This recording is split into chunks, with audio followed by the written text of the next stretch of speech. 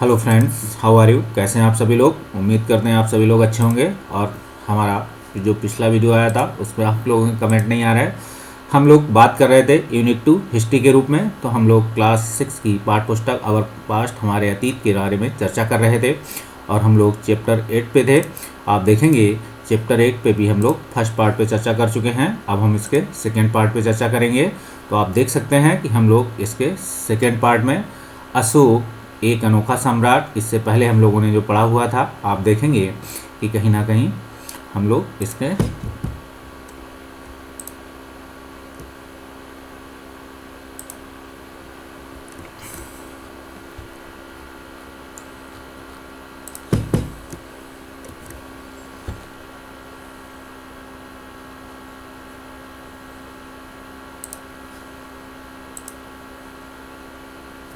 तो हम इसके दूसरे पार्ट पे थे, कुछ चेंजेज होने बाकी थे तो हम इसे अभी एडिट किए देते हैं आप लोगों के सामने। अब हम लोग स्टार्ट करते हैं, बात करेंगे कि हिस्ट्री चैप्टर 8 है। तो आप देख सकते हैं इसे।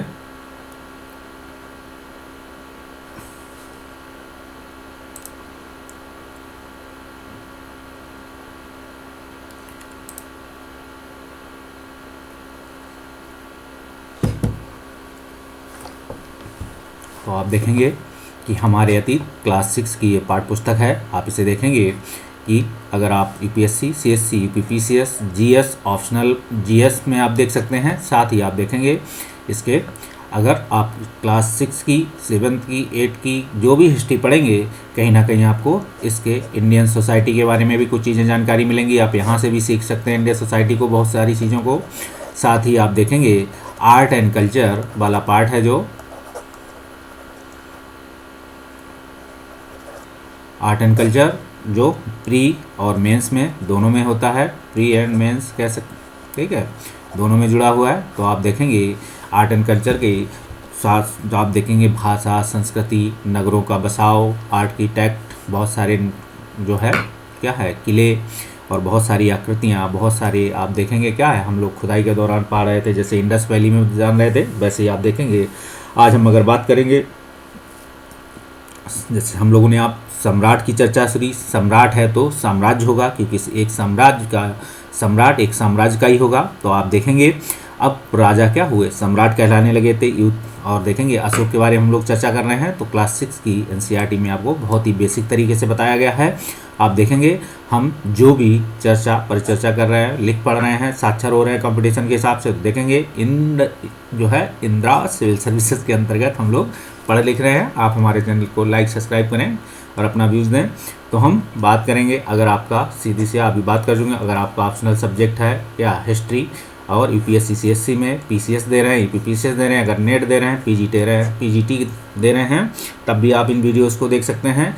क्योंकि हिस्ट्री में जो जैसे आपको देख सकते हैं कि जो फैक्ट यहाँ हैं, बहुत सारे चीज़ें क्या है, जो कोर कॉन्सेप्ट है, जो फैक्ट हैं वो टू द पॉइंट हैं, उनमें बहुत सारी फिलॉसफी जैसी चीज़ें नहीं हैं, आप यहीं से समझ सकते हैं। हम देखेंगे एनसीईआरटी में, तो आप इसे देखेंगे UPPCS, CSC, UPPCS, other one day जो है, other PCS exam pre cum mains के हिसाब से, और वनडे एग्ज़ाम जितने हैं, हिस्ट्री हर जगह पूछी जाती है। क्योंकि किसी भी देश का इतिहास, किसी के इतिहास के बारे में आपको पता होनी चाहिए, आपको सीख मिलती है। तो हम देखेंगे अशोक, तो अशोक क्या है, एक अनोखा सम्राट है। अशोक को एक अनोखा सम्राट क्यों बोला जाता है, आप देख सकते हैं मौर्य साम्राज्य में आप, क्योंकि चंद्रगुप्त मौर्य भी होते हैं। चंद्रगुप्त मौर्य क्या हैं, बहुत ही जो है प्रभावशाली अपने एक बड़े वो भी सम्राट ही थे। लेकिन अशोक के बारे में कहा जाता है अनोखे सम्राट थे, क्योंकि क्या है, ये धीरे धीरे इन्होंने बहुत सारी युद्धों को जीता। कलिंग युद्ध के बाद क्या, इनके हृदय परिवर्तन हो जाते हैं। और हृदय परिवर्तन की बात आपको क्या लगेगा, बहुत सारे लोगों की होती है, हृदय परिवर्तन हो जाते हैं। तो हृदय परिवर्तन में देखें क्या है, कलिंग युद्ध के बाद जब वो मार काट खून खराबा देख लेते हैं, उसके बाद वो युद्ध छोड़ देते हैं और अपने क्या कहते हैं, युद्ध नीति छोड़ देते हैं।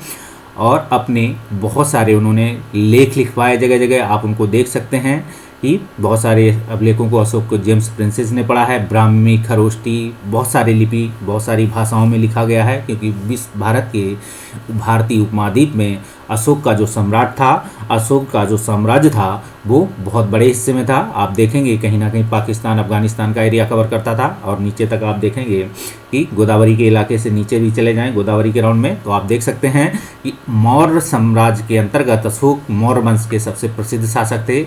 ये ऐसे पहले शासक थे जिन्होंने अभिलेखों द्वारा जनता तक अपने जो है संदेश पहुंचाने की कोशिश की।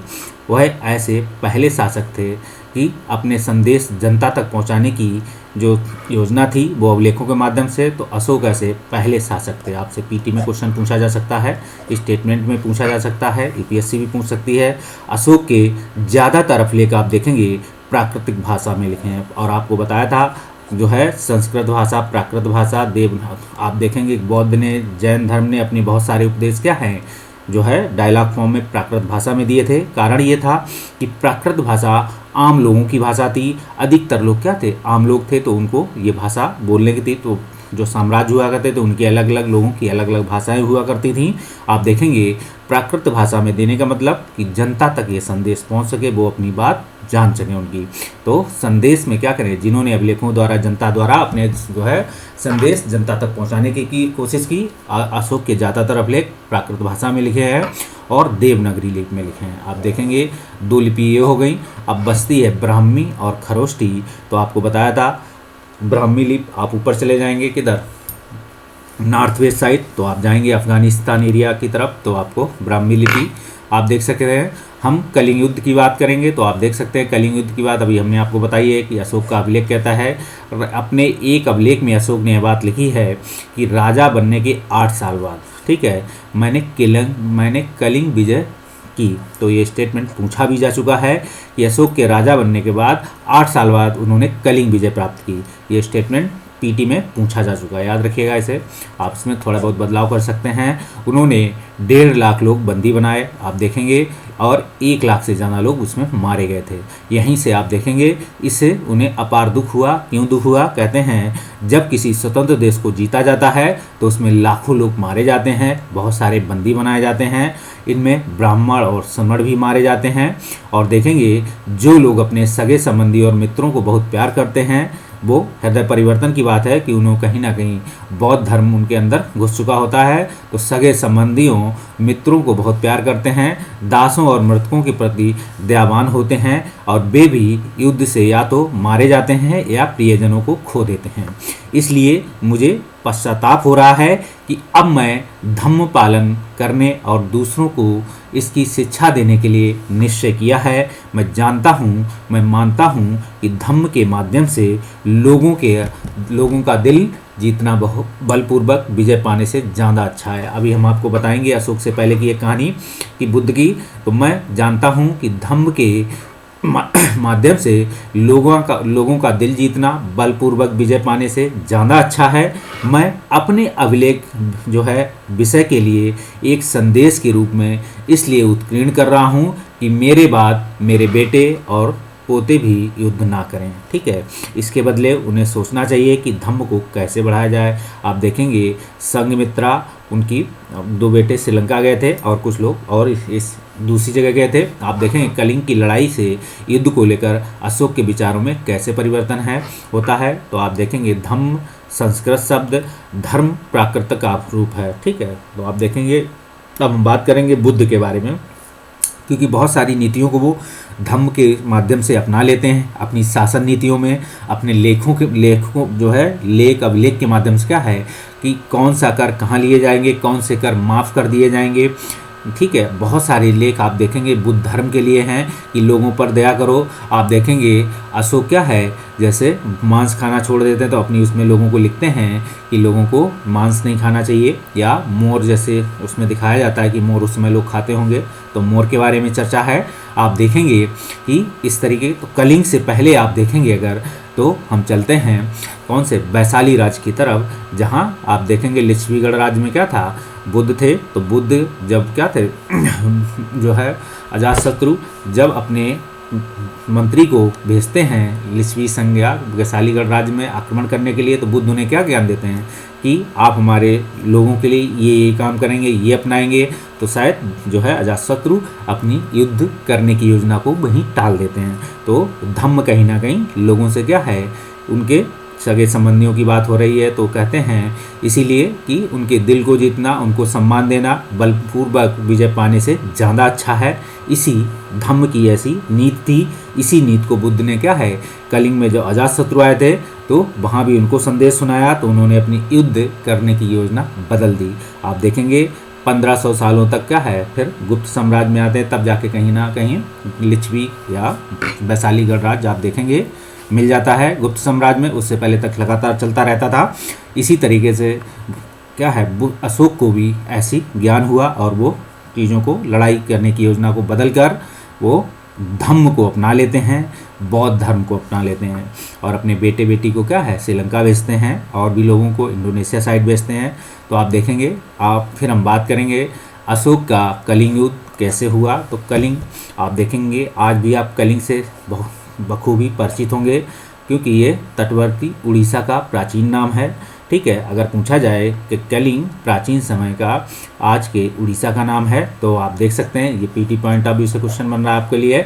अशोक ने आप देखेंगे कलिंग जीतने के लिए एक युद्ध लड़ा, ठीक है, लेकिन युद्ध जनित हिंसा, खून खराबा देखकर उन्हें युद्ध से क्या हुआ, वितृष्णा हो गई। तो ये स्टेटमेंट यूपीएससी आपसे कभी क्वेश्चन में पूछ सकता है, याद रखिए। उन्होंने निर्णय लिया कि भविष्य में कभी युद्ध नहीं करेंगे। ये क्वेश्चन पीटी में पूछे ही जा चुके हैं, आप ऐसे याद रखिएगा। हम आपको ये मैप दिखाते हैं, हम पहले भी आपको मैप दिखाएं, आप देख सकते हैं कलिंग ये है, ये प्राचीन उड़ीसा था। इसे प्राचीन समय में, आज का उड़ीसा प्राचीन समय का कलिंग, ऐसे याद रखिएगा। और कलिंग की जो राजधानी कह सकते हैं अभिलेखों की, यहाँ क्या है आप देखेंगे यहाँ से जौगढ़ से अभिलेखों की प्राप्त होती है। तो जौगढ़ में क्या है, अशोक का एक अभिलेख प्राप्त होता है, ऐसा याद रखिएगा। जौगढ़ कहाँ है, कलिंग में। आप इसी मैप को देखकर अगर यूपीएससी के या पीसीएस के एक दो क्वेश्चन अगर पूछे जाए, पीसीएस तो अधिकतर क्या है, गुप्त मौर्य साम्राज्य, अशोक से रिलेटेड जो अभिलेख हैं आप देखेंगे, शिलालेख हैं कि कौन सा कहाँ अभिलेख पाया गया है, तो या स्टेट पूछ लेता है कि किस स्टेट में है ये, तो आपको लगभग सही हो जाएगा। तो आप देखेंगे मौर्य साम्राज्य उस युग के प्रमुख नगर और प्राप्त अभिलेखों के बारे में जानकारी दे रहे हैं। ये आज का क्या है, ये आज का भारत है। आप ऐसे देख लीजिए, आप इसे भी देख सकते हैं, इसे भी देख सकते हैं, लेकिन आज के भारतीय महाद्वीप को देख सकते हैं। इसी तरीके से अशोक का धम्म क्या है, अशोक धम्म की बात करते हैं। अशोक ने धम्म में किसी देवता की पूजा अथवा किसी कर्म कांड की आवश्यकता नहीं की थी। आप देखेंगे ऐसा अशोक के धम्म में लोग कहें कि अशोक ने जो धम्म अपनाया था उसमें पूजा पाठ या कर्म कांड था, ऐसा नहीं था। तो ये स्टेटमेंट आपसे पीटी में पूछा जाएगा। आप देखेंगे अशोक के धम्म में किसी देवता की पूजा, किसी कर्मकांड की आवश्यकता नहीं थी। उन्हें लगता था कि जैसे पिता अपने बच्चों को अच्छे व्यवहार की शिक्षा देते हैं, वैसे ही उनका कर्तव्य है कि वह अपनी प्रजा को निर्देश दें, क्योंकि राजा थे। वे युद्ध के उपदेशों से प्रेरित हुए, बुद्ध के उपदेशों से प्रेरित हुए थे। और बुद्ध के उपदेश ही धम्म में लिखे हुए हैं। आप देखेंगे धम्म पिटक, और विनय पिटक में जाएंगे तो आप जाएंगे सीधे तो पिटक में, तो धम्म विनय पिटक में जाएंगे, उनके उपदेश मिलेंगे और आप देखेंगे इन्हीं उपदेशों को क्या है, वो अपने जनता को एक निर्देश के रूप में देते हैं। क्योंकि और ऐसी कई समस्याएं थीं जिनके लिए उन्हें संवेदना थी। उनके पास साम्राज्य के अलग अलग धर्मों को मानने वाले लोग थे, क्योंकि जो उनका साम्राज्य था, क्योंकि काफ़ी साम्राज्य बड़ा था। आप देख सकते हैं कि उनके जो लड़के थे वो भी किसी किसी राज्य के गवर्नर रहे होंगे। जैसे क्या आपको ये अगर मैप दिखाते हैं तो आप देखेंगे, अगर तक्षशिला है, ये उज्जैन है, ये पाटलिपुत्र है, तो आप देख सकते हैं पाटलिपुत्री जो मेन था, तो पाटलिपुत्र से क्या है, कलिंग की तरफ अशोक बड़े होंगे, लड़ाई की होगी। तो आप देखेंगे बुद्ध के उपदेशों से प्रेरित हुए। और आप यहाँ देखेंगे अलग अलग धर्मों को मानने वाले उनके साम्राज्य में लोग थे। और हमने आपको कल बताया था कि जैसे तक्षशिला है या उज्जैन है, तो उज्जैन के जो शासन में क्या है, जो पाटलिपुत्र की शासन नीतियाँ हैं वो तो ठीक है, लेकिन उज्जैन की जो कला संस्कृति है, वहाँ की भाषा पहचान है, वहाँ की रीति रिवाज हैं, वो सभी ट्रेडिशंस जो है वहाँ के उज्जैन के गवर्नर को उस राज्य के अंतर्गत मानने पड़ते थे। उसी के तहत वहाँ टैक्स निर्धारित किए जाते थे। ऐसी व्यवस्था थी, याद रखिएगा। सेम पाटलिपुत्र की जो व्यवस्था होगी, ज़रूरी नहीं कि वो कलिंग में भी व्यवस्था अपनाई गई हो, आप ऐसा नहीं कहेंगे। आप देख सकते हैं, या तक्षशिला में जो व्यवस्था होगी वो उज्जैन में नहीं होगी, जो उज्जैन में व्यवस्था होगी वो पाटलिपुत्र में नहीं होगी। तीनों जगह टैक्सेशन की व्यवस्था अलग होगी, क्योंकि तीनों जगह क्या है, रिचुअल्स अलग अलग हैं। आप देखेंगे तीनों जगह क्या थे, अलग अलग संस्कृति, कल्चर, भाषा थी, तो अलग अलग जगह अलग अलग टैक्सेशन की व्यवस्था थी। क्योंकि यहाँ जो टैक्सेशन लिए जाते हैं, हो सकता है जो यहाँ मिनरल्स पाए जाते हो यहाँ ना पाए जाते हो, यहाँ पाए जाते हो यहाँ ना पाए जाते हो, या यहाँ आप देखेंगे अगर क्या है वन होंगे तो यहाँ तक्षशिला में क्या है वन कम हो तो और कोई टैक्सेशन लिए जाते होंगे, ऐसी व्यवस्थाएं थी, याद रखिएगा। हम बात करेंगे कि इससे कई बार टकराव पैदा हो जाता है, जानवरों की बलि चढ़ाई जाती थी, ठीक है, और दास और नौकरों के साथ क्रूर व्यवहार किया जाता था।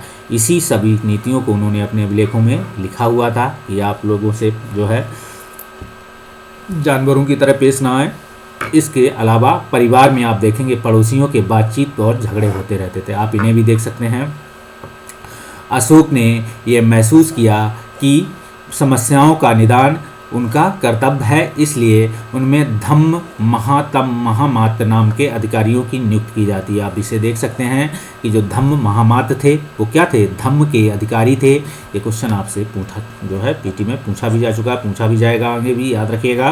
तो समस्याओं का निदान उनका कर्तव्य है, और आप देखेंगे इसलिए उसने धम्म महामात्र नामक अधिकारियों की नियुक्ति की, जो जगह जगह जाकर धम्म की शिक्षा देते थे। ये स्टेटमेंट रूप में क्या है, यूपीएससी आपसे क्वेश्चन पूछ सकता है पीटी में, याद रखिएगा। हम बात करेंगे इसके अतिरिक्त आप देखेंगे अशोक ने अपने संदेशों और जो है संदेश कई स्थानों पर क्या है शिलाओं और स्तंभों पर खुदवाए थे, आप देख सकते हैं।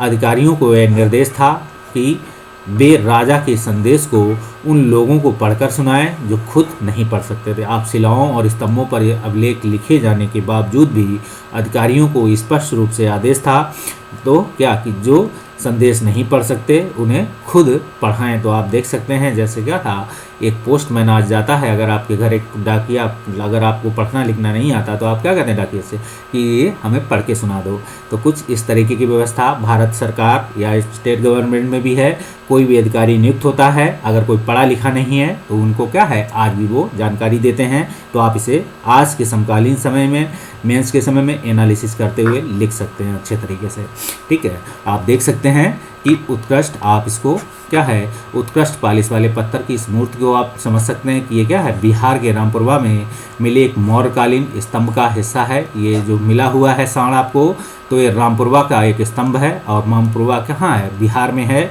और देखेंगे इसमें राष्ट्रपति भवन में इसमें आपको ये मिलेगा देखने को। उस समय का यह मूर्त कला का एक स्पष्ट और खूबसूरत नमूना है। कभी आप जाएं राष्ट्रपति भवन तो आप इस कला या आर्किटेक्चर को देख सकते हैं, ठीक। अब आप देखेंगे अपनी प्रजा के लिए अशोक के संदेश क्या हैं। तो आप देखेंगे अशोक ने अपनी प्रजा को क्या क्या संदेश दिए। पीटी के भी क्वेश्चन बनते हैं, मेंस पॉइंट ऑफ व्यू से है। तो हम देख सकते हैं लोग विभिन्न अवसरों पर जो है क्या करते हैं अनुष्ठान करते हैं। उदाहरण के लिए जब वे बीमार होते हैं तब उनके बच्चों का विवाह होता है। एग्जाम्पल हैं अलग अलग। आप उदाहरण के लिए जब वे बीमार होते हैं अनुष्ठान करते हैं। आज के समय बीमार होने पर अनुष्ठान नहीं करते हैं। अनुष्ठान हो उस समय भी अनुष्ठान कैसा होता होगा, यज्ञ करते होंगे, हो सकता है पूजा पाठ करते हों, ये भी हो, तो यही अनुष्ठान का रूप है। ऐसा नहीं है कि कोई अनुष्ठान कर रहे हैं मतलब कोई डीजे ईजे बजा रहे होंगे, आज के समय की तुलना करें अगर, ऐसा नहीं है। जब हम बात करें जब उनके बच्चों का क्या है विवाह होता है तब वो अनुष्ठान करते हैं। तो सारे कर्मकांड होते हैं, आज भी होते हैं, आप इसको तुलना कर सकते हैं। बच्चों के जन्म पर क्या है, और जब यात्रा शुरू करते हैं तब वे तरह तरह के अनुष्ठान करते हैं। बच्चे के जन्म करते हैं, जब वो यात्रा शुरू करते हैं मतलब जब वो चलना शुरू करते हैं तब तरह तरह के अनुष्ठान होते हैं। ये कर्मकांड किसी काम के लिए नहीं, आप देखेंगे इनके बदले यदि लोग दूसरी रीतियों को माने तो यहाँ ज़्यादा फलदायी होगी। या ये अन्य प्रकार की रीतियाँ क्या हैं आप देख सकते हैं। क्वेश्चन है आपसे, हम बात करें ये अपने दासों और नौकरों के साथ अच्छा व्यवहार करना, ऐसी रीतियाँ क्या हैं। तो आप देखेंगे ऐसा कहा गया कि यदि इसके बदले अगर लोग इन नीतियों को पाने तो प्रजा के लिए अशोक का संदेश क्या है, ये जनता कर रही है, ठीक है। हम कह दें किसी अशोक के साम्राज्य की जनता ऐसा करती थी, लेकिन ये कर्मकांड किसी काम का नहीं, ऐसा अशोक कहते हैं। अशोक के धम्म की नीतियों को अपनाने के बाद तब इसके बाद वो कहते हैं इसके बदले कहते हैं धम्म के तहत अशोक कि लोग दूसरी रीतियों को माने, यानी ज़्यादा फलदायी होगा। जैसे रीतियाँ क्या थी कि दासों और नौकरों के साथ आप अच्छे व्यवहार करें, आप देखेंगे बड़ों का आदर करें, सभी जीवों पर दया करें, और ये सभी उनके अभिलेखों और शिलालेखों में लिखा हुआ था। आप देखेंगे बड़ों का आदर करना, सभी जीवों पर दया करना, ब्राह्मणों तथा सवर्णों को दान देना, दोनों ने ऐसा लिखा कहा है अपने धम्म में, और ऐसा लिखा भी है। ऐसा उन्होंने लिखा है तो निर्देश है जनता को, ऐसा जनता ने किया होगा।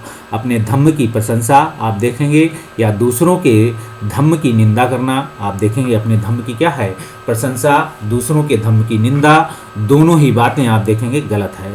कि ऐसा नहीं है, आपका जो धम्म है उसकी आप प्रशंसा करें और दूसरे धर्म की निंदा करें। जैसे क्या है भारत में क्या है बहुत सारे धर्म है, बायोडाइवर्सिटी है धर्मों में। देखेंगे कि एक धर्म दूसरे धर्म को बढ़ावा तभी मिलेगा जब वो दूसरे धर्म को नीचा दिखाएगा। इसी तरीके से कि संघर्ष धर्म को बढ़ाने में संघर्ष धर्म में ही विद्वान है, इसलिए कहता है व्यक्ति से कि धर्म की बजाय आप मानव धर्म को अपनाएं। तो देख सकते हैं कि प्रशंसा या दूसरे के धर्म की निंदा करना दोनों ही बातें गलत हैं। ठीक है, उन्होंने कहा कि अपने धर्म की प्रशंसा कर रहे तो गलत है, दूसरे धर्म की निंदा कर रहे दोनों ही बातें गलत हैं। हर किसी को दूसरे धर्म का आदर करना चाहिए। यदि कोई अपने धर्म की बड़ाई दूसरे धर्म की बुराई करता है तो वास्तव में धर्म को ज़्यादा नुकसान पहुंचा रहा है, क्योंकि क्या है संप्रदायवाद का जन्म होगा यहाँ पे हम बात करेंगे। इसलिए हर किसी को दूसरे के धर्म के प्रमुख विश्वासों को समझने की कोशिश करते हुए उनका आदर करना चाहिए। ठीक, आप देख सकते हैं ऐसा अशोक ने लिखा हुआ है। आप इसे पीटी पॉइंट ऑफ व्यू से क्वेश्चन इसमें कई सारे बन रहे हैं और मेंस पॉइंट ऑफ व्यू से आपके लिए बेहतरीन चीज़ है। आप अब भारत के प्रथम प्रधानमंत्री राष्ट्रपति जवाहरलाल नेहरू ने भी लिखा है कुछ आपके लिए, देख सकते हैं कि उनके धर्मोपदेश आज भी हमसे एक ऐसी भाषा में बात करते हैं जिन्हें हम समझ सकते हैं, जिनसे हम बहुत कुछ सीख सकते हैं। जैसे कह सकते हैं क्या है बात करने का मतलब, जैसे क्या है किसी व्यक्ति की आइडियोलॉजी, किसी व्यक्ति की आइडिया, किसी व्यक्ति के कार्य क्या है उसके जाने के बाद भी व्यक्ति के जहन में रहते हैं। तो प्रधानमंत्री जवाहरलाल नेहरू भी कहते हैं कक्षा 6 की एनसीईआरटी में कि आप लोगों को एक संदेश देते हैं कि उनके धर्म उपदेश आज भी हम में ऐसी भाषा में बात करते हैं जिसे हम समझ सकते हैं, जिनसे हम बहुत कुछ सीख सकते हैं। मतलब उनकी जब भी उनका नाम मतलब उनकी बातें याद आएंगी, उनकी बातें मतलब उन्होंने क्या क्या काम किए। तो आप देखेंगे अशोक ने धम्म के विचारों को दूर दूर तक फैलाने के लिए उन बातों को बताया जो आपके अनुसार आज भी क्या है प्रासंगिक हैं। अशोक के संदेश उन हिस्सों को बताओ जो आज भी प्रासंगिक हैं। ठीक, आप लिख सकते हैं यहाँ मेंस पॉइंट ऑफ व्यू से क्वेश्चन है। या आप देखेंगे अशोक ने धम्म के विचारों को दूर तक फैलाने के लिए जो है उन बातों को बताया आपके अनुसार आज भी प्रासंगिक हैं, चर्चा कीजिए। पहला क्वेश्चन आपका यही बन जा रहा है मेंस पॉइंट ऑफ व्यू से। अशोक के संदेश उन हिस्सों को बताओ जो आज भी प्रासंगिक हैं। ठीक है, ऐसे भी लिख सकते हैं, दोनों क्वेश्चन ही अलग अलग। तो आप देख सकते हैं कौन सी, तो आरंभिक ब्राह्मी है, आप जो है आप इसे देख सकते हैं उल्टा के आज के समय का, और आज का आप पढ़ते हैं अगर तो आप देख सकते हैं देवनागरी हिंदी बोला जाता है, और बंगला में आप इसे देख सकते हैं इसे लिखा जाता है, मलयालम में इस भाषा में लिखा जाता है आप इसे देख सकते हैं, और तमिल में आप देख सकते हैं लिखा जाता है। तो आप देखेंगे ब्राह्मी लिपि आधुनिक भारत की ज़्यादातर लिपियाँ पिछले सैकड़ों वर्षों में क्या है ब्राह्मी लिपि में जो है उत्पन्न हुई। यहाँ आप आ अक्षर को अलग अलग भाषाओं की लिपियों में देख सकते हैं। तो आ अक्षर को अलग अलग भाषाओं की लिपियों में देखेंगे। हम देखेंगे अन्यत्र में अगर तो अन्यत्र में बात करेंगे मौर्य साम्राज्य के उभरने से थोड़ा पहले लगभग 2400 वर्ष पहले चीन में सम्राटों ने क्या है चीन की दीवार का निर्माण शुरू किया। तो आप देखेंगे क्या है आपको ये चीन की दीवार दिखाई पड़ रही है, आपका है क्लास 6, 7, 8 में इसे पढ़ते आए होंगे, तो आज भी आपको क्लास 6, 7 में पढ़ने की ज़रूरत पड़ रही है। आप देखेंगे 2400 वर्ष पहले ये दीवार बनाई गई थी। आज भी ये दीवार क्या है संरक्षित है चाइना के लिए। तो आप देखेंगे चीन की दीवार का निर्माण शुरू हुआ। इसे बनाने का उद्देश्य था उत्तरी सीमा की पशुपालकों लोगों से रक्षा करना। ठीक है, पशुपालक लोग थे उनकी रक्षा करना। लगभग आप देखेंगे अगले 2000 वर्षों तक इसका दीवार का निर्माण का कार्य चलता रहा। तो आप देखेंगे दीवार बनना शुरू हुआ और ये दीवार 2000 वर्षों तक बनी। तो ऐसा क्वेश्चन आपसे कभी पूछा जाए, आपको लगेगा कि 2000 वर्षों तक दीवार बनी होगी क्या, तो कभी क्वेश्चन पूछा जाए आप इसे ज़रूर सही मारिएगा। हम देखेंगे क्योंकि साम्राज्य की सीमाएं बदलती रहेंगी। ऐसा इसलिए हुआ कि जैसे जैसे चीन का भी फॉर्मेशन हुआ, कभी टूटा चीन, पहले आज का चीन और प्राचीन समय का चीन अलग अलग रहा होगा। आप देखेंगे जैसे चीन में भी कई सारे साम्राज्य हुआ करते थे, कई सारे क्या थे, कई सारे समुदाय या कई सारे ऐसे देख सकते हैं कबीले थे, आपस में लड़ते मरते रहते थे। धीरे धीरे उनका भी राज्य क्या हुआ, राज्य में निर्माण हुआ। और देखेंगे आरंभिक लोकतंत्र कहीं ना कहीं पहले चीन में हुआ करता था, लेकिन आज सिंबॉलिक लोकतंत्र की व्यवस्था है। यहाँ पे हम देखेंगे यहाँ दीवार लगभग देख सकते हैं, दीवार लगभग 6400 किलोमीटर लंबी है। ये यूनेस्को के हेरिटेज में भी शामिल है, याद रखिएगा। तथा पत्थर और ईंट से बनी हुई है, ये पत्थरों और ईंट से बनी है। ये सभी क्वेश्चन जो लाइन घेरे हैं आप इसे पीटी पॉइंट ऑफ व्यू से देख सकते हैं। ऊपरी आप देखेंगे, ऊपरी सतह सड़क जैसी चौड़ी है। आप देखेंगे इस पे क्या है, इस पे आप गाड़ी चला सकते हैं, साइकिल चला सकते हैं, मोटरसाइकिल चला सकते हैं, काफ़ी चौड़ी है। इस दीवार को बनाने के लिए हजारों लोगों को काम करना पड़ा। 100 से 200 मीटर तक की दूरी पर इसकी निगरानी के लिए बुर्ज बनाए जाते थे। तो आप देख सकते हैं जगह जगह क्या है, आपको बुर्ज बने हुए हैं, आप इन्हें देख सकते हैं इन्हें आसानी से। तो बुर्ज बने हुए एक क्वेश्चन आपसे आर्ट एंड कल्चर में पूछा जा सकता है, याद रखिएगा। पड़ोसी देशों के प्रति अशोक का रवैया चीन के सम्राटों के रवैये से कैसे भिन्न था। आप क्वेश्चन बना सकते हैं यहाँ से, पड़ोसी देशों के प्रति अशोक का रवैया चीन के सम्राटों के रवैये से कैसे भिन्न था, चर्चा कीजिए। अब हम बात करेंगे, अगर हम इन सिंबॉलिक की बात करेंगे तो इसको तभी समझ पाएंगे जब आप हिस्ट्री का एक मैप उठाएंगे। कि आप हिस्ट्री अगर मेंस देख रहे हैं तो आपके पास एक मैप होना चाहिए हिस्ट्री का। तो देख सकते हैं कि अगर देखेंगे कि हिस्ट्री का एक मैप भी होता है जो एटलस में है, तो आप देखेंगे ये जो है चीनी मार्ग शासकों के नियंत्रण में था। आप उस मैप को कभी देखेंगे मेंस पॉइंट व्यू से, ये मार्ग कुषाण शासकों के नियंत्रण में था, महत्वपूर्ण समुद्री मार्ग। और ये मार्ग क्या है, ईरान, फारस और नियंत्रण में था। इनके बारे में भी जानेंगे। इन मार्गों पर आप देखेंगे रोमन शासकों का नियंत्रण था। ठीक है, आप देखेंगे चीनी, भारतीय, ईरानी, अरबी, यूनानी जो है यूनानी रोमन व्यापारियों ने इसे आदान प्रदान की भाग में लिया था।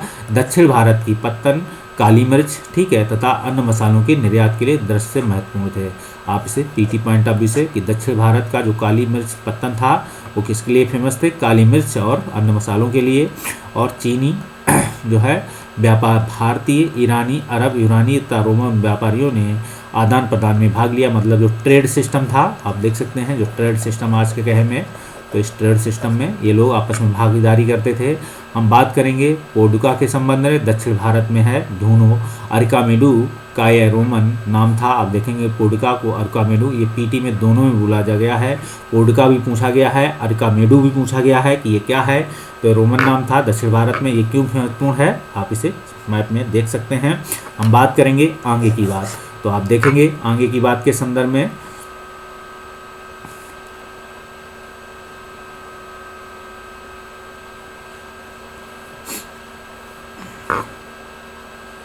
हमने जो क्लास अगले पिछले चैप्टर में जो मैप दिखाया था अरकामेडू, आपको उसमें दिखेगा। इसमें अरकामेडू नहीं दिया गया है। आप देखेंगे अरकामेडू लगभग इस स्थान पे, आज के कर्नाटक के आसपास कहीं आपको दिखाई पड़ेगा, इसमें नहीं दिया गया है। आप देखेंगे हम बात करेंगे आगे की बात में। आप देखेंगे लगभग 2200 वर्ष पहले मौर्य साम्राज्य का पतन होता है। आप इसे देख सकते हैं मौर्य समाज जो है साम्राज्य का पतन कैसे हुआ।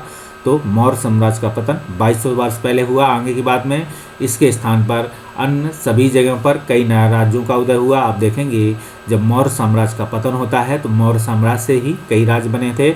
आप देखेंगे पश्चिमोत्तर में तथा उत्तर भारत के कुछ भागों में करीब 100 साल तक हिंद-देवन राजाओं का शासन था। तो आप देख सकते हैं पश्चिमोत्तर और तथा उत्तर भारत में के कुछ भागों में 100 साल मतलब 100 सालों तक हिंद-देवन राज्य को पूछा जाता। किस हिस्से में, पीटी पॉइंट ऑफ व्यू से पूछा जा सकता है।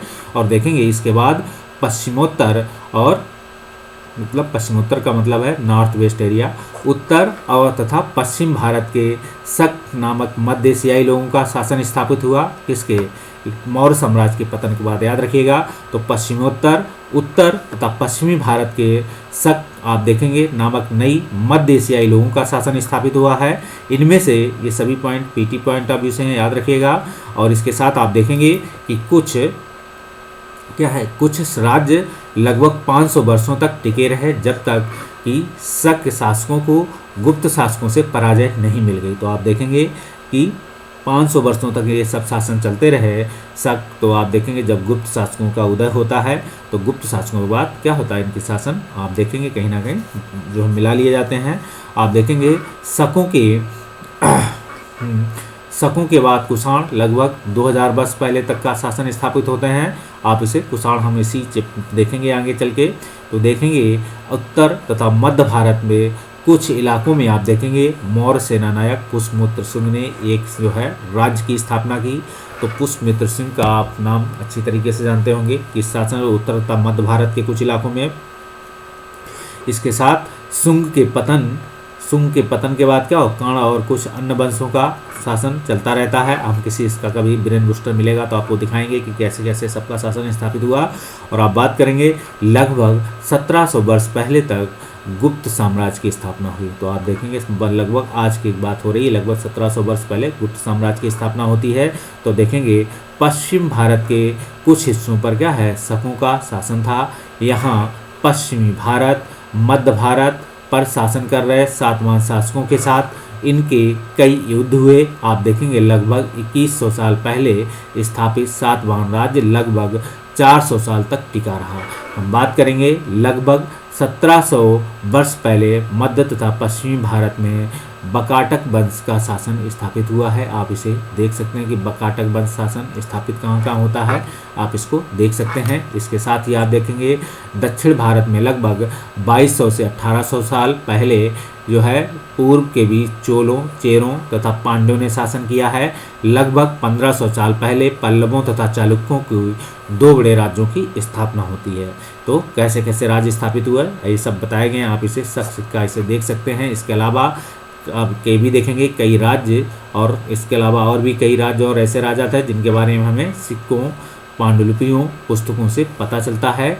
इन सब के साथ साथ ऐसे परिवर्तन भी हो रहे हैं जो स्त्री पुरुषों का महत्वपूर्ण योगदान है। इन परिवर्तनों में आप देखेंगे इनमें कृषि का प्रसार, आप देखेंगे नए शहरों का विकास, उद्योग तथा व्यापार में प्रगति। व्यापारियों ने एक तरफ जहां उपमहाद्वीप के अंदर तथा बाहर जमीन के रास्ते की खोज की, वहीं पश्चिम एशिया, पूर्वी अफ्रीका, दक्षिण पूर्वी एशिया के समुद्री रास्ते भी खुले।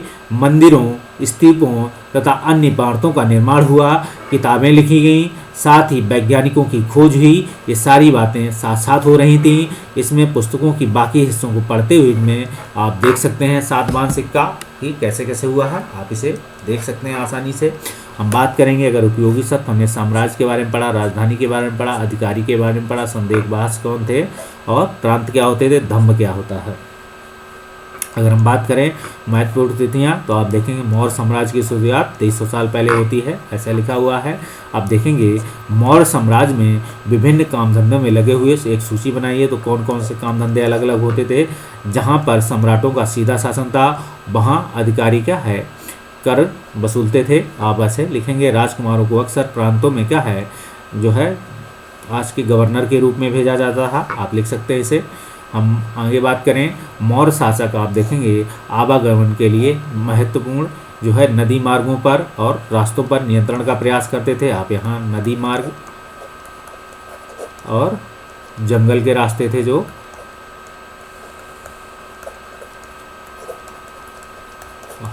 आप भी देखेंगे प्रदेशों में रहने वाले मौर्य जो है मौर्य अधिकारियों को क्या किया जाए, प्रदेशों में रहने वाले मौर्य अधिकारियों को जो है क्या दिया जाता, वेतन दिया जाता था, ऐसा लिख सकते हैं यहाँ। और इसके आगे लिख सकते हैं जहाँ सम्राटों को जो है सीधा शासन था वहाँ अधिकारी कर वसूलते थे। आप ये भी लिखेंगे राजकुमारों को अक्सर प्रांतों में क्या है राज्यपाल कहेंगे आज के रूप में और गवर्नर भी कहेंगे, ठीक है, लिख सकते हैं। हम बात करेंगे, आओ बताओ कुछ सही बात करके गलत सही है कि गलत देख सकते हैं कि उज्जैन उत्तर पश्चिम की तरफ आवागमन का क्या है मार्ग पर था। तो आप देख सकते हैं उज्जैन अगर मैप में देखेंगे तो उससे उत्तर पश्चिम की आवागमन, तो उत्तर पश्चिम की तरफ जा सकते हैं। तो उज्जैन आपको दिखाई पड़ेगा, उज्जैन आपको लगभग मध्य भारत में दिखाई पड़ेगा, ठीक है। तो आप इसे देखेंगे। और दूसरी बात है, आधुनिक पाकिस्तान अफगानिस्तान के इलाके मौर्य साम्राज्य के अंदर थे, तो आप इसे सही बिल्कुल करेंगे। गई चंद्रगुप्त के विचार अर्थशास्त्र में लिखे गए हैं, आप बिल्कुल सही लिखेंगे। चंद्रगुप्त के विचार अर्थशास्त्र में लिखे, चंद्रगुप्त के विचार नहीं है, कौटिल्य के विचार थे, याद रखिएगा। कलिंग बंगाल का प्राचीन नाम था। चंद्रगुप्त के जो है शासन व्यवस्था में क्या क्या काम हुए थे तो उनको लिखा था जो है कौटिल्य ने। कलिंग बंगाल की प्राचीन नाम था, तो प्राचीन का नहीं, उड़ीसा का प्राचीन नाम आज के उड़ीसा है, याद रखिएगा। जो ये गलत है, आप देखेंगे ये भी गलत है। और अशोक के ज़्यादातर लेख ब्राह्मी में, तो हमने कहा प्राकृत भाषा में लिखेंगे, याद रखिएगा। प्राकृत भाषा क्या थी, जो है देवनागरी आज के कह सकते हैं, तो ये भी गलत है। तो यही एकमात्र जो है एक सही ये है या एक सही, बाकी आप देख सकते हैं। हम बात करेंगे उन समस्याओं की सूची बनाओ जिनके समाधान के लिए अशोक धम्म द्वारा करना चाहते थे। आप जो है अशोक द्वारा लोगों को लिख सकते हैं कि कलिंग युद्ध के बाद ऐसे कौन से कारण थे कि अशोक ने धम्म का अनुसरण कर लिया और लोगों से भी धम्म के अनुसरण करने के निर्देश दिए। आप चर्चा जो है लिखें, अपने शब्दों में लिख सकते हैं, कह सकते हैं धम्म के प्रचार प्रसार के लिए अशोक ने किन किन साधनों का प्रयोग किया। आप इसे देखेंगे, धम्म के प्रचार प्रसार के लिए अशोक ने किन किन साधनों का प्रयोग किया, तो आप लिखे संगे एक सूची बना लें। आप देखेंगे तुम्हारे अनुसार दासों और नौकरों के साथ बुरा व्यवहार क्यों नहीं किया जाता है, ठीक है, किया जाता है, क्यों किया जाता होगा। तुम्हें क्या लगता है कि सम्राट के आदेशों से उनकी स्थिति में सुधार हुआ होगा। अपने जवाब के लिए कारण बताओ, तो आप इसे देख सकते हैं, कुछ आप चीज़ें लिख सकते हैं। इस तरीके से हमने चैप्टर ये समाप्त किया। आई होप हमारा पढ़ाया हुआ आपको अच्छा लगा होगा। अगर आपको अच्छा लगा तो प्लीज़ कमेंट और व्यूज़ दें, लाइक और सब्सक्राइब करें। इंदिरा सिविल सर्विसेज भाई अनुज पटेल सर। मिलते हैं अगले वीडियो में, तब तक के लिए बाय बाय।